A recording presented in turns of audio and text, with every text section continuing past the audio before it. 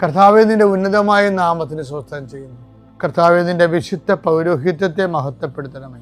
കർത്താവേ, സഭയിലുള്ള സാന്നിധ്യം ദൃഢമാക്കണമേ. 39 വർഷം ഞാൻ അർപ്പിച്ച കൃപാന്റെ യുഗതിയായി കൃപാസ്ഥാനത്താറെ ജീവനോടെ പ്രത്യക്ഷപ്പെട്ട മാതാവിൻ്റെ മാധ്യസ്ഥയിൽ അത്താറെ നടന്ന 10,000-കണക്കിന് ആരാധന ശക്തിയാൽ മക്കളില്ലാത്തവർ ഓർത്ത് പ്രാർത്ഥിക്കുന്ന ഈശോയെ, ആശുപത്രി കിടക്കുന്നവരെ ഓർത്ത് പ്രാർത്ഥിക്കുന്നു. ഓരോ ബിസിനസ് ചെയ്തിട്ട് തകർന്നു പോകുന്നവരെ കർത്താവ് ഇന്നെങ്കിലും 10 പൈസ കിട്ടുക ഈശോയെ. കച്ചവടം ചെയ്തിട്ട് നിവൃത്തിയില്ലാതിരിക്കുന്നവരുണ്ട്.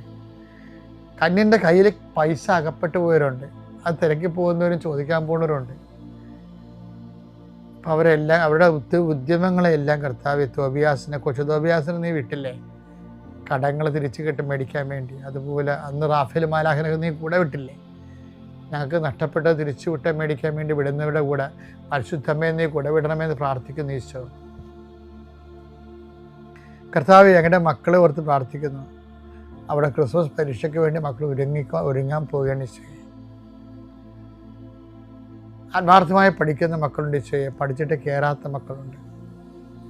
പഠിക്കാൻ പറ്റാത്തവരുണ്ട് ഈശോയെ.